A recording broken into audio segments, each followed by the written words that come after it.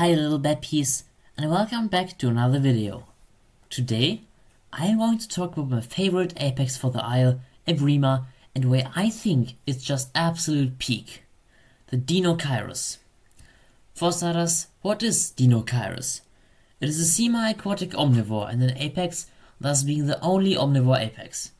It's going to have enormous claws, which it will use to both slash prey, forage for plants and other prey, and of course slap enemies. Kind of like a big slow Beppy.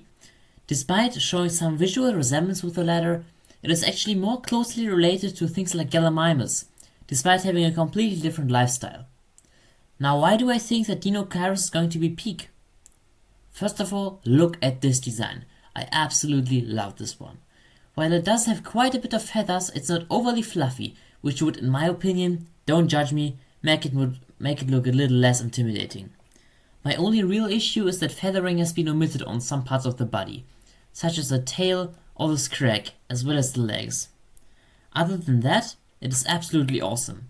I love the way the beak is colored and shaped in particular, and the claws, just perfection. These are some huge knives. Second of all, I am looking forward to its playstyle. Being an omnivore, this guy or gal, depending on what you play as, is going to be able to consume various kinds of plants, but also fish. And please devs, please let this one be able to eat meat as well. Honestly, Beppy should be able to as well, but I feel like Cherry, in case you don't know the short name for this animal, is going to need more, since it cannot just spawn a crab from the ground. Well, it could, but it won't be able to sustain itself from crabs or frogs.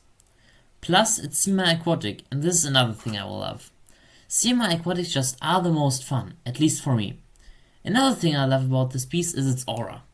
And I don't mean aura as in brainrot language, but proper aura. They seem like huge swans, mighty yet calm, but if you hurt them or attack their young, they are gonna try to tear you apart. Maybe this is also because when I visited a lake once, I got attacked by a swan. I don't know. But just look at it, the way it stands in water. I generally love the feeling of calm, powerful creatures. I feel like this image explains everything. Never mind this too. They don't even do anything and this guy still shits his pants. It also seems to be a caring parent, as foraging for food in order to feed its baby is shown in the concept art.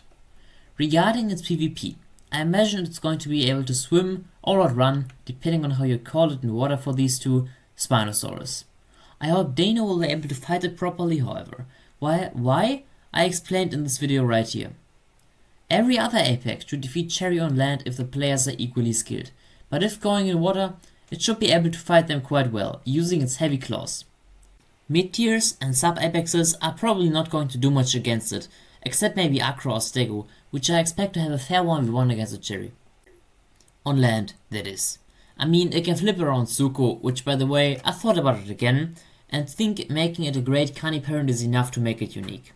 I apologize, Zuko lovers. So Dinosaurus is probably going to shred sub-axes in water. Rex, Giga and Shrike will likely defeat this one on land. Its bleed resistance will likely be mid and its HP high, given that it is very bulky. The damage will likely be both decent in terms of raw power and bleed damage. And because of all the things I mentioned, it's likely gonna be the only apex I'm going to play myself. The bad news is, it will probably not release until 2028. Maybe late 2027, but even that I don't consider likely.